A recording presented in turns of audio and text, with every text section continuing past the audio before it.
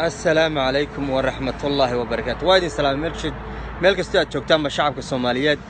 horta waxaan garan waayay fadlan inoo sheer garay marka hore waxaan garan waayay Xasan Sheekh iyo Sheekh Shariif kursiga ay shalay ka soo kaceen ma malabay hoostiisa ku soo ilaaway ma wixii ay shalay qaban kari waayeen ayay maanta waxyi ku soo degayo ay isleeyeen maanta wixii wax ka gedisan baan qabanaynaa miyay leeyihiin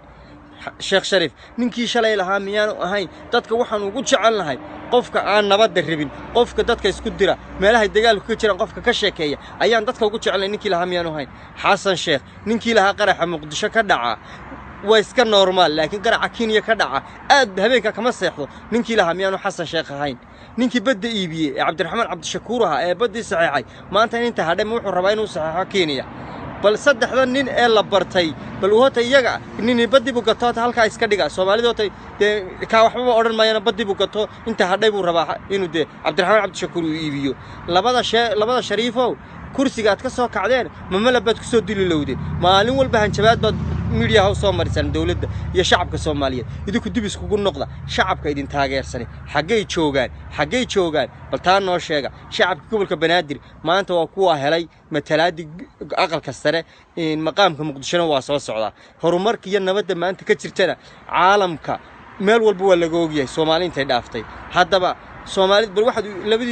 labadiina Shariifow dadku waxaad uga soo jawaabtaan kursiga shalay ka soo kacdeen inaad malab ku soo dilowdeen in ay dana shisheeye dabadaydi ka riixayaan waanu cadnahay laakiin cadeeya waxaad afartii sano iyo shantii sanad hayseen wax ku qaban weydeen maanta inuu qabanayna noo sheega bisa dawladanaad doonaysaa inaad ridaanood aad leedin 1999 ayaa lagu noqonayaa baad leedin miya shacabka Soomaaliyeed ma rabo baleeg waa saddex nin